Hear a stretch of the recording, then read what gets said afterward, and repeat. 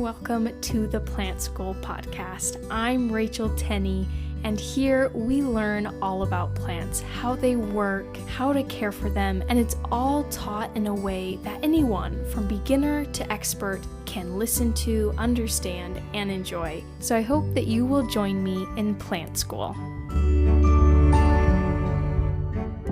Welcome to another episode of Plant School. As you can see, today's episode is going to be about the money tree. And before I get to that, I'm going to choose 2 giveaway winners. If you're new here, I do this every single episode. I choose 2 people to receive a free plant. I take one from Apple Podcasts, someone who has left a review, and then I take someone from Spotify who has answered the most recent episode's question. So if you want to win a free plant, do either of those things. Leave a review on Apple Podcasts, or you can answer the question on Spotify. There'll be a question below this episode. Just type in a quick answer and boom, you are entered in.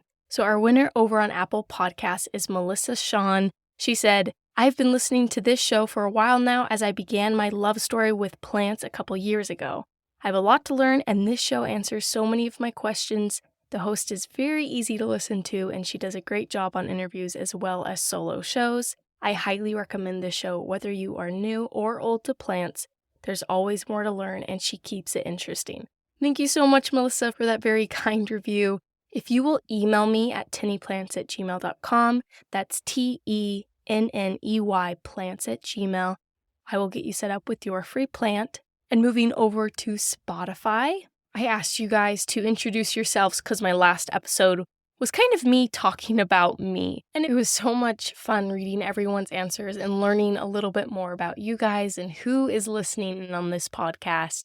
So today's winner is Nicole with an E. She said, to go along the line of plants, I as a little girl only was interested in evergreen trees. Then in college, I took botany and my view on plants changed. I now notice the tiniest of plants.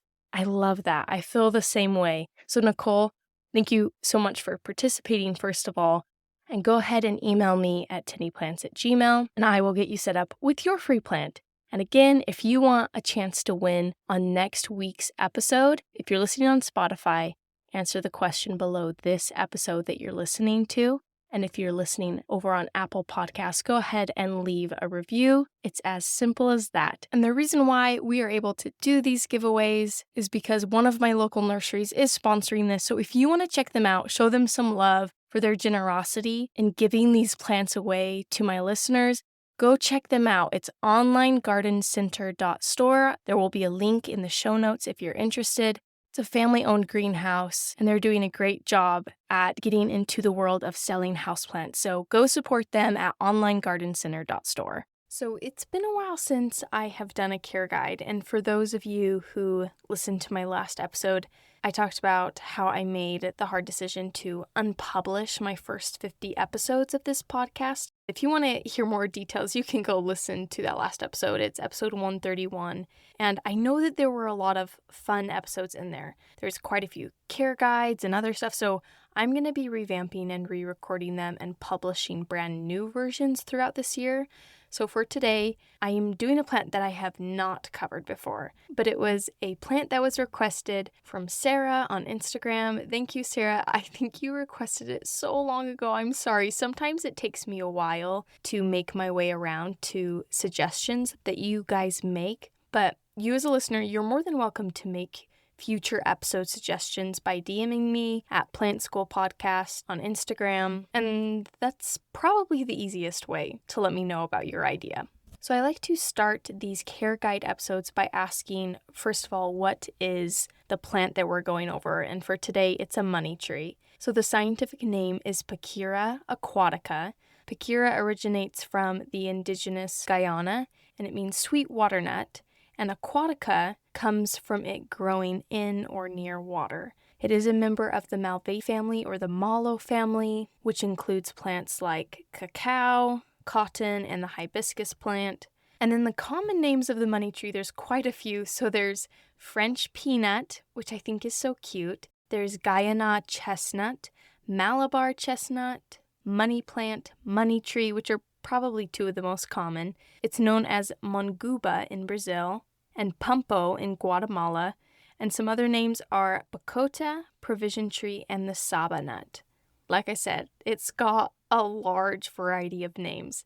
So the money tree, they have these compound palmate leaves, meaning their one leaf includes small leaflets, and the leaflets have a lancelet shape to them.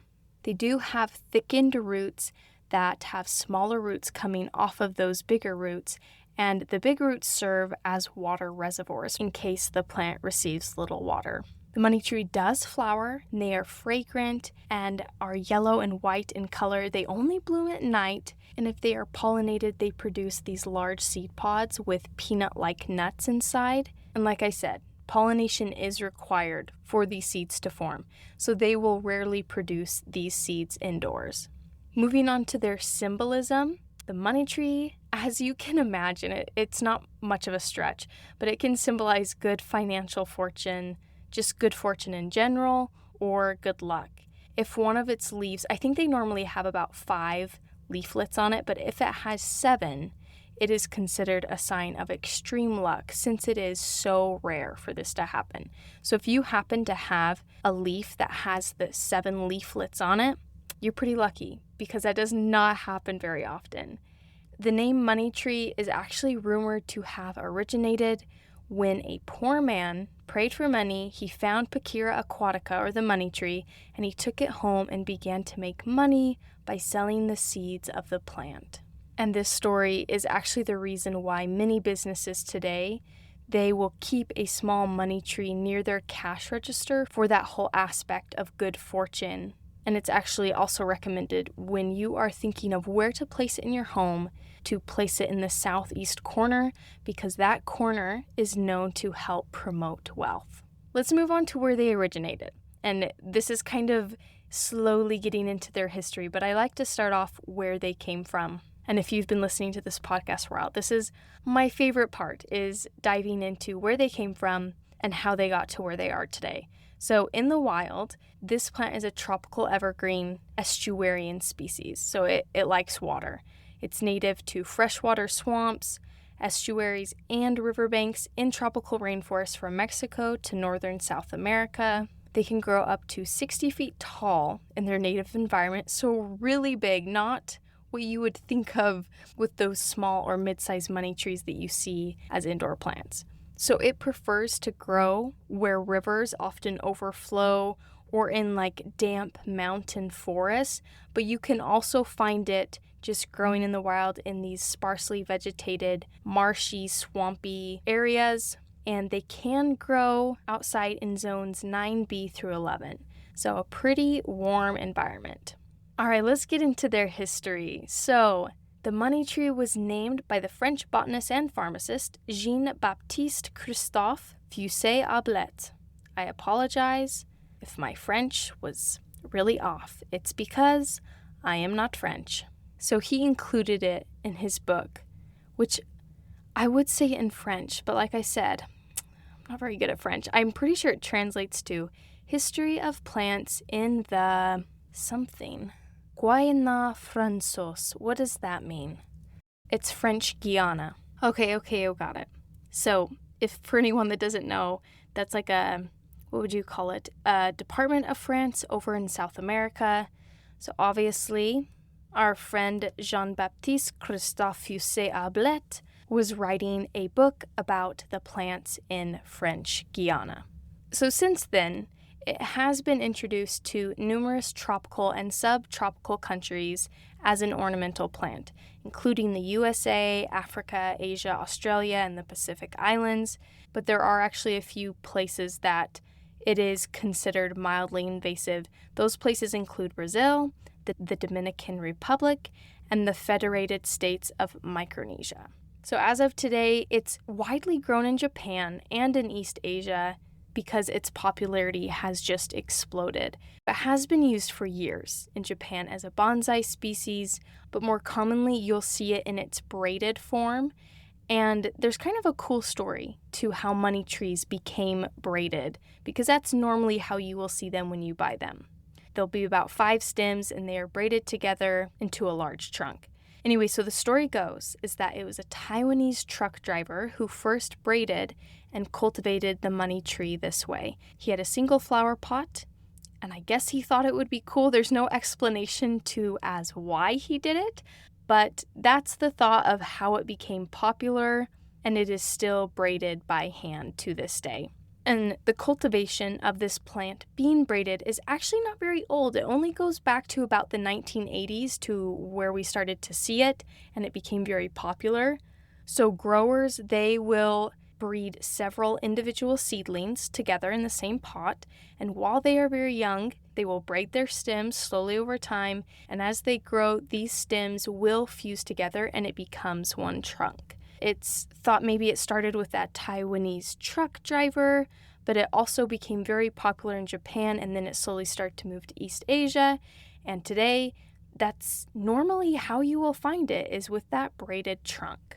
Another symbol that goes with this is that the trunks are supposed to represent the 5 Chinese elements of Feng Shui, which are earth, fire, wood, metal, and water.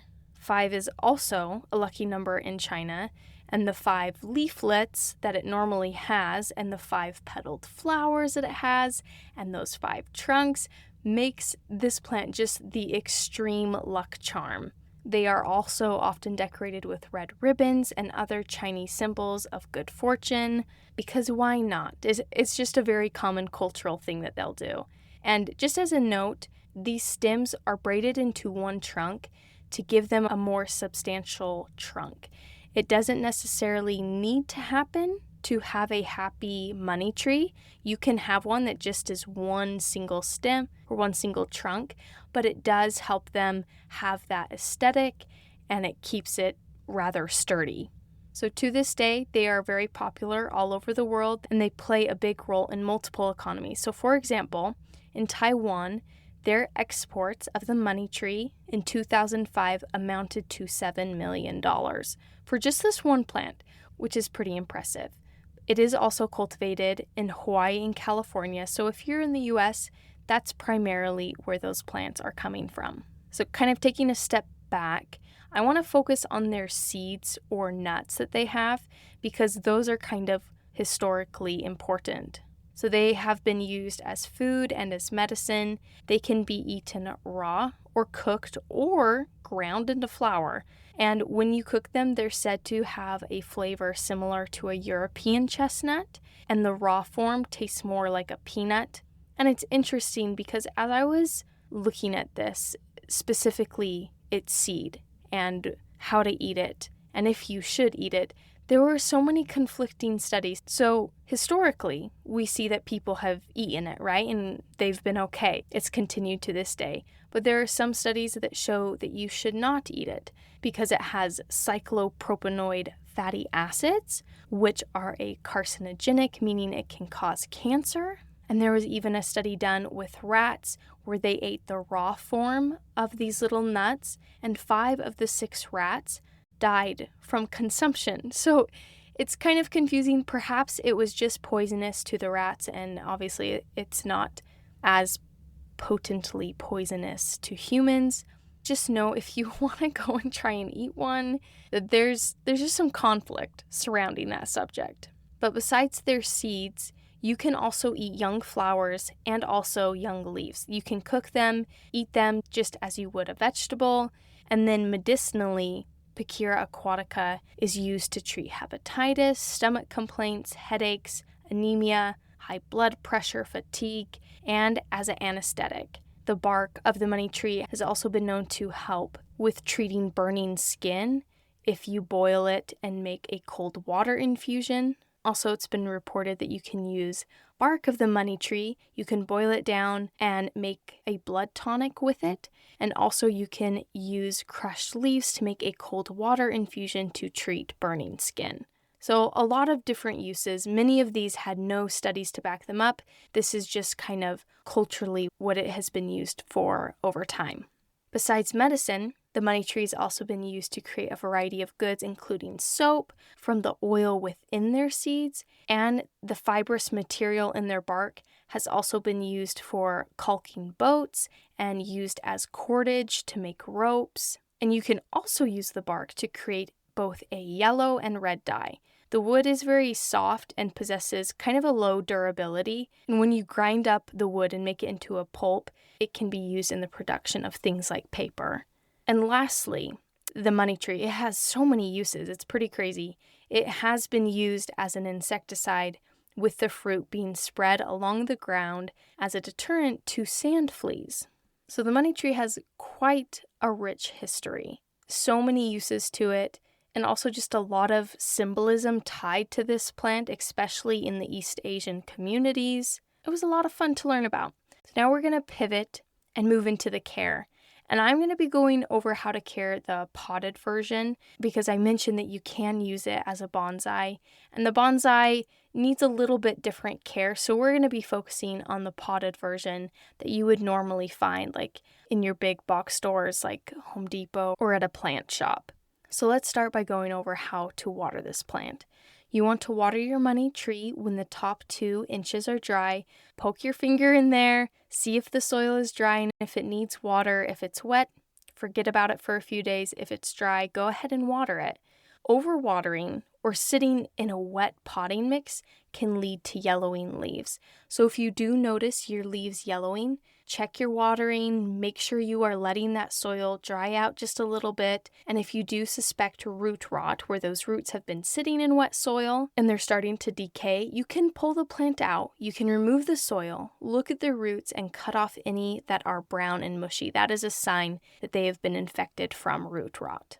And then overwatering and also underwatering can also lead to leaves dropping, and it can lead to the trunk dying. And each trunk that is braided in there is a plant on its own. So when resources are scarce, such as water, they are competing for those resources. And one of the trunks that is not as strong as the others may shrivel up and die. Or when there's too much water, the root rot can travel and cause stem rot in one or many of them, and the stem will kind of get soft and mushy. If you notice this, you can remove the dead braided trunks by kind of cutting it carefully into pieces and wiggling it out of the remaining trunks if you can. Because I know sometimes they do fuse together. It might be quite impossible to remove all of it, but you can remove a majority of it if it is harming your plant. Or if it just looks ugly, it's a shriveled up trunk in there and you don't want it anymore, it's fine to pull it out. Moving on to its lighting needs, the money tree prefers bright light out of harsh direct sun, just like literally 99% of other houseplants. Too little light will cause slow growth, and it can also cause yellowing leaves. And then when you get too much sun, it can actually get sunburn. Signs of this include brown patches, or the entire leaf will turn brown, or brown leaf tips. If you notice this, try and move your plant out of direct sunlight if it's getting too much. As I'm talking, this plant seems so fussy, but I don't think it is that fussy. But just know that moving your plant too much in your home can shock it, and it can cause leaves to drop. So you can avoid this by acclimating your plant and gradually moving it to a new position and kind of just moving it slowly over time. Another note when it comes to lighting is that you should be rotating your plant regularly to help it keep even growth. If you let it sit for months and months and months, it can start leaning towards the sunny area of the room and can have that uneven growth. They do prefer temperatures between 60 to 75 degrees Fahrenheit, that's 15 to 24 degrees Celsius, all year round. That is what they prefer. It's a tropical plant. But they also do well in tolerating household humidity. So if it is really, really dry, they may start to be affected. A humidifier can help with that, or you can group your houseplants together to kind of raise the humidity, since those plants will all be transpiring water together. And if you would like to, you can place your money tree outside in those warmer months as long as the evening temperature does not fall below 50 degrees Fahrenheit. That's 10 degrees Celsius. If it goes below that, your money tree is at risk for serious damage. Moving on to fertilizing. So your money tree, it's recommended to fertilize them with an all-purpose fertilizer about once a month from spring to late summer, or when the plant is showing signs of new growth. So you can use something like a 10-10-10 or a 20-20-20. Those are some pretty generic all-purpose fertilizers. Just make sure to follow the directions on them and dilute them appropriately. If you notice signs of fertilizer burn, like the leaves are yellowing very quickly and you know you've just fertilized, you can help diminish those effects by flushing out the soil. You just let water run through it and drain out the bottom of the pot for a few minutes. And that can kind of flush away the excess salts. But your money tree, while it is young, they should grow fairly quickly. They should grow about 18 to 24 inches per year if they are in ideal conditions, getting enough light, getting watered consistently, having enough fertilizer, all of that good stuff. Let's talk about repotting. So the money tree does need space for its roots, and many recommend to keep a pot about as large as the spread of the foliage.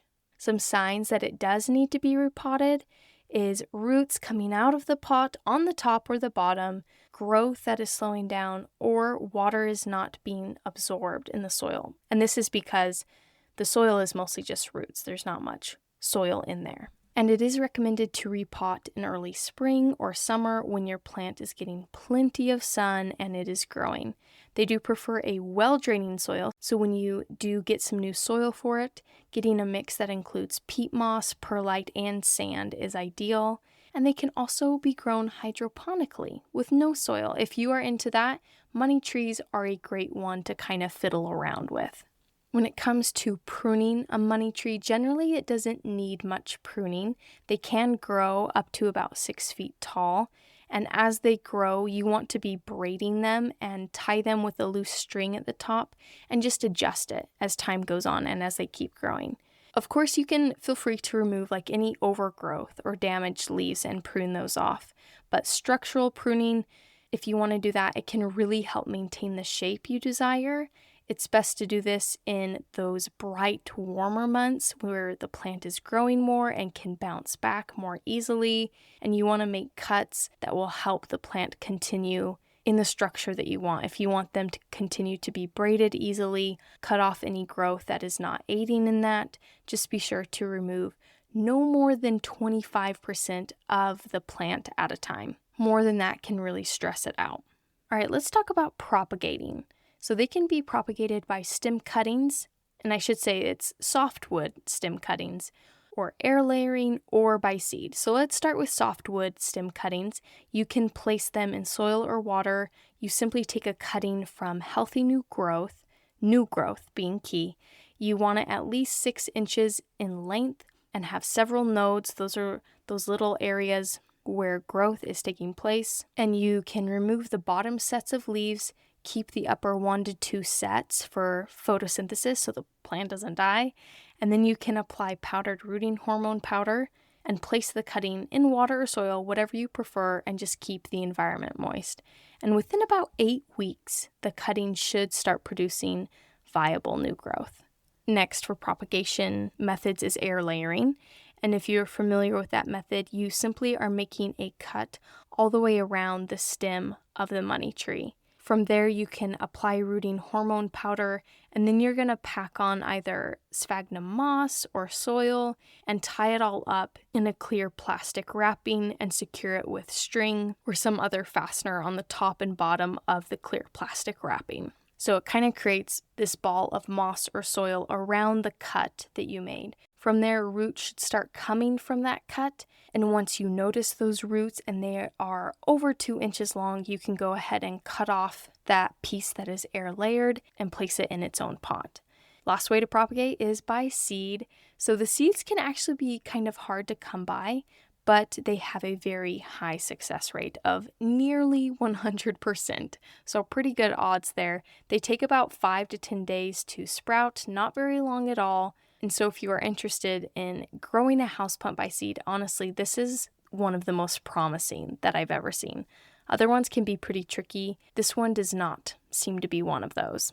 So I have 3 questions left when it comes to caring for them. First one, are they prone to any pests? And yes, they can be prone to mealybugs, aphids, and spider mites on their foliage. So you can treat these with neem oil, alcohol on a cotton swab, or whatever your preferred method is, whether it's an insecticide or what have you. Just know that if you leave the pest be untreated, it can cause loose, drooping, or dying leaves. My second question, it's kind of just a catch-all. It's just extra care tips that I want to give you. And then I have one last question. So for my extra care tips, these plants do have large leaves, so wiping them clean with a microfiber cloth is always a good idea. Keeps them shiny, allows that light to be fully photosynthesized for the plant. And these plants, they are considered non-toxic and pet-friendly. Hooray for that. And if you were curious, there were some articles that talked about if you could unbraid a money tree. And yes, you can do this if your money tree is young and the trunks haven't fused together. Otherwise, you might not be able to fully unbraid it without snapping the trunks, which is not ideal. That would kill the plant. But in case you wanted to unbraid them, you certainly can, as long as they haven't fused together.